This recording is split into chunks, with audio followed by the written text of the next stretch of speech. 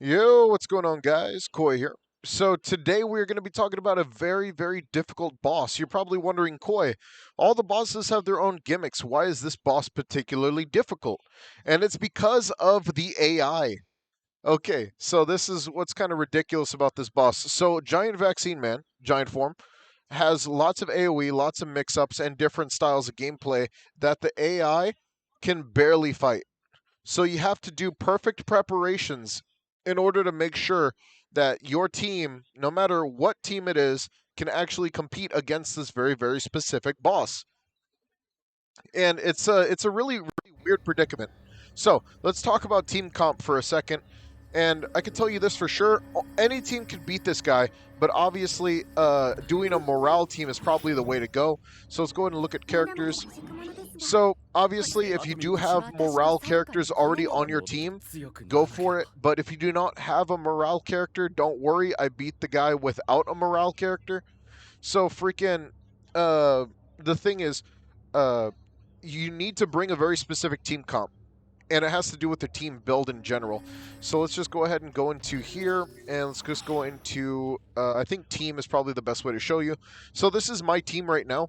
I've been using this free-to-play team to pretty much blitz through the game, and I switched up and got E-Iron. I don't have him fully developed yet. I still need to get enough money to get him to limit break one more time so we can get his max potential stats. But freaking, that's just so we can get max potential E-Iron. Uh, Love the dude.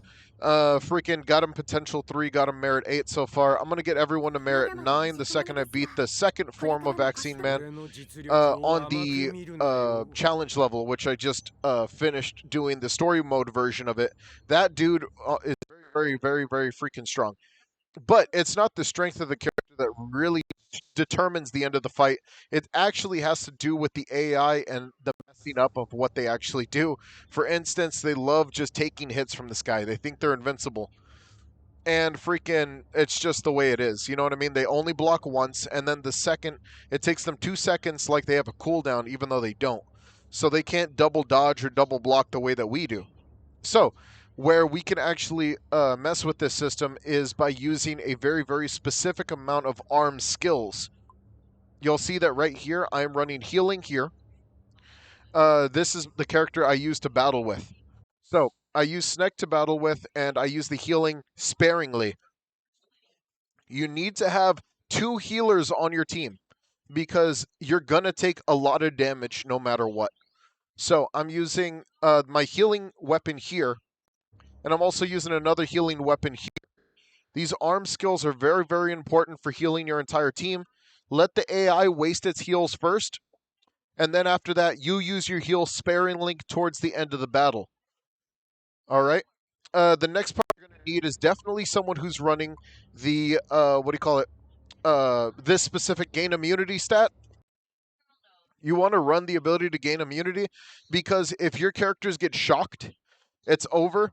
They're going to take 400% of the enemy's attack damage on multiple, like, what do you call it?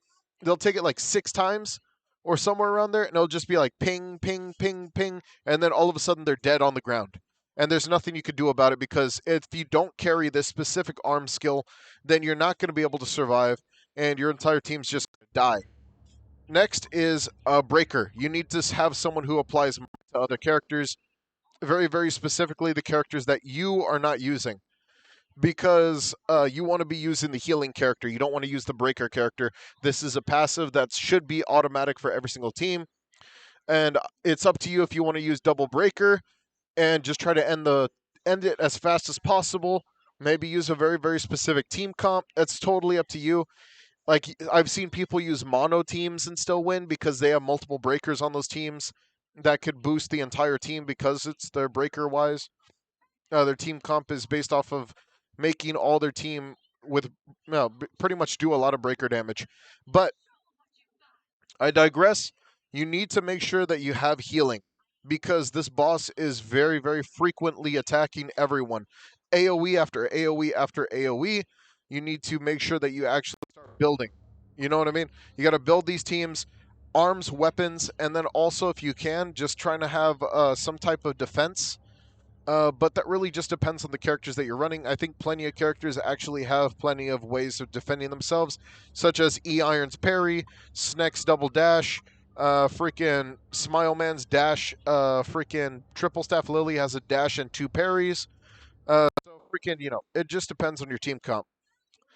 Anyways, guys, I hope this helps out. Good luck on your fight. Thank you guys for watching. Take it easy and peace out.